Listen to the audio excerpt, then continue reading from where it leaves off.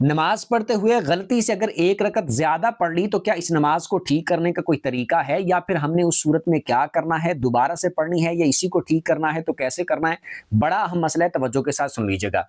अगर आपने 2 रकतें पढ़नी थी और गलती से 3 रकतें पढ़ ली, अगर आपने 4 रकतें पढ़नी थी और गलती से आपने 5 रकतें पढ़ ली, अगर आपने जैसे मगरिब के 3 फर्ज होते हैं, 3 रकतें पढ़नी थी और गलती से आपने 4 रकतें पढ़ ली, तो इनका हल ये होगा कि अगर तो जैसे मिसाल के तौर पर 2 रकतें पढ़नी थी, आप अत्तहियात पर बैठे। एक सूरत ये हो सकती है कि अत्तहियात पर बैठकर आप फिर उसके बाद गलती से खड़े हो गए अगली रकत के लिए, या फिर यूं हो सकता है कि आप दूसरी रकत के सजदे आपने किए और डायरेक्ट बैठे बगैर सीधा खड़े हो गए अगली रकत के लिए।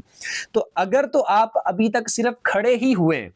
उस रकत को मुकम्मल वो रुकू सजदे करके आपने कंप्लीट नहीं किया, तो जैसे ही आपको याद आ जाए,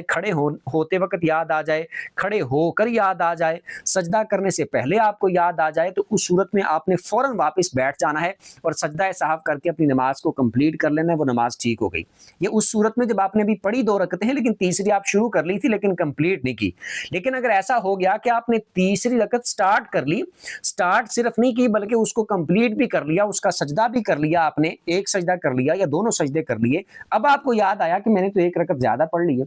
2 रकतों वाली नमाज में ऐसा हुआ, या फिर 3 रकतों वाली नमाज में ऐसा हुआ, या 4 रकतों वाली नमाज में ऐसा हुआ, तो उस सूरत में आपने ऐसे करना है, जब 1 रकत आपने ज्यादा पढ़ ली है तो आपने नमाज को तोड़ना नहीं है, रोकना नहीं है, वापिस नहीं पलटना, बल्कि इसी तरह आगे नमाज को जारी रखना है और 1 रकत और पढ़ लेनी है आपने।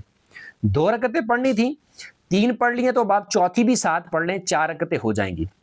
अगर आपने 4 रकतें पढ़नी थी, 5वीं आपने साथ पढ़ ली है, तो अब आप छठी भी साथ पढ़ लें, 6 रकतें पूरी कर लें। अगर आपने 3 रकतें पढ़नी थी और आपने चौथी रकत पढ़ ली है, तो अब आप उसको 4 को ही कंप्लीट कर लें, क्योंकि आप एक और पढ़ेंगे तो 5 हो जाएंगी, तो इसलिए आप उनको 4 ही रहने दें। फिर इसका हल ये होगा कि अगर आपने 2 रकतें पढ़नी थी, दूसरी रकत पर आप अत्तहियात पढ़ने के बाद फिर अगली रकत के लिए खड़े हुए थे और फिर आपने तीसरी पढ़ ली और चौथी पढ़ ली, तो जो 2 रकतों की आपने नियत की थी वो 2 रकतें भी आपकी हो गई और ऊपर वाली जो 2 आपने पढ़ी हैं वो आपके 2 नफल हो जाएंगे। और अगर आपने ऐसा किया कि आप अत्तहियात पर अभी नहीं बैठे थे, दूसरी रकत के आपने सजदे किए थे, सजदे करके आप डायरेक्ट अगली रकत के लिए खड़े हो गए थे, तीसरी पढ़ ली फिर चौथी पढ़ ली, इस सूरत में यह होगा कि वो चारों की चारों रकतें आपकी नफल हो जाएंगी और आपने जो स्टार्ट की थी, सुन्नतें थी या फर्ज थे, वो आपको दोबारा पढ़ने पड़ेंगे। सेम इसी तरह होगा 4 रकतों वाली नमाज में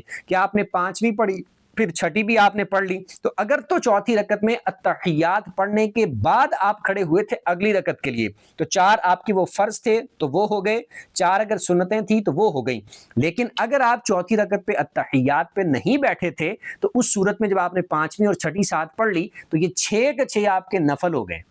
और वो फर्ज या सुन्नतें आपको दोबारा पढ़नी पड़ेंगी, 4 आपने पढ़नी थी। और 3 फर्जों में ऐसे होगा